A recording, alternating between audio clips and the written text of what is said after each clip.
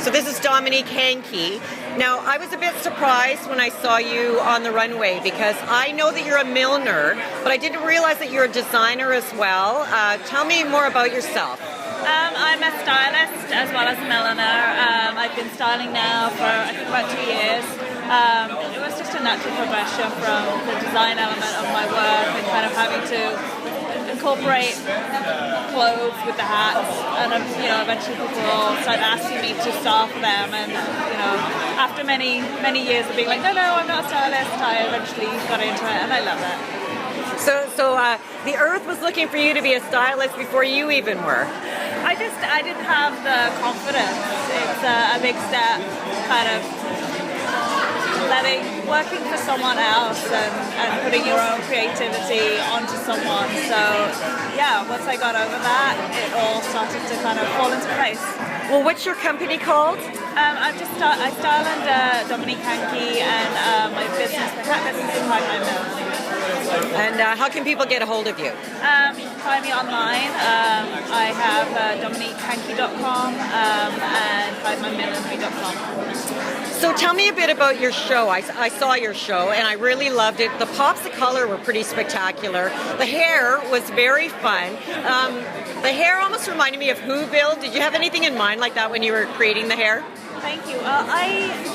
I wanted to create a show that was fun. Like, that was my drive. I wanted people to enjoy it, because that's a big part of this. Is come and sit and watch runway shows, and it's like I want them to take something away. It's not about me putting out and them taking away. So the hair, the makeup, the clothes, it was all about just challenging, the norm. And so you were in the Thrift Chic Challenge, is that correct? So you had a $500 budget and you had to create 10 runway-worthy outfits. How did you approach that, and how did you find the process? I went in with a very open mind. I knew that I wanted to do something that was a strong image, and I knew that I wanted to do something that, again, it was challenging people's ideas of what thrift is, value village is, and also getting people to think about their own wardrobes in a more fun and colourful way. So when I went in, I just was looking for those strong colour palettes, and I very quickly landed on the sort of pink and orange and greens, and so it just built from there.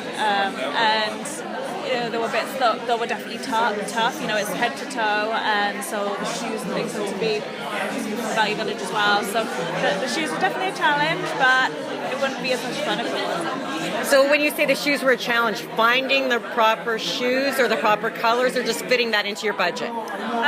It's a bit of everything. I mean, shoes definitely are one of the pricier items, but also you're fitting for models who don't necessarily know what their foot size is going to be, and you also got, again, going with a strong color palette. Sometimes that can be tricky. When you're looking for pink and orange shoes, you're not necessarily going to find them. But I actually managed to get the whole collection I was happy with. So, well, what's the funnest part that you made, in your opinion? In my opinion, I saw a belt that was made out of a picture frame, and I thought that was brilliant. What was a really fun part for you?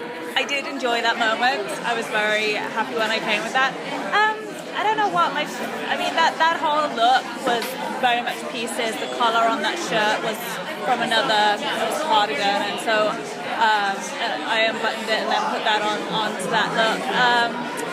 But I think I really like the final look. It was a big one for me. It was remind me, what it was. It was an Alexander McQueen waistcoat that was basically just strips of fabric, and then there was the hot pants in the sort of bright yellow, and it was just, for me, a very high fashion moment coming from Value Village, which that was for me what I wanted to create, just strong looks that were fashion.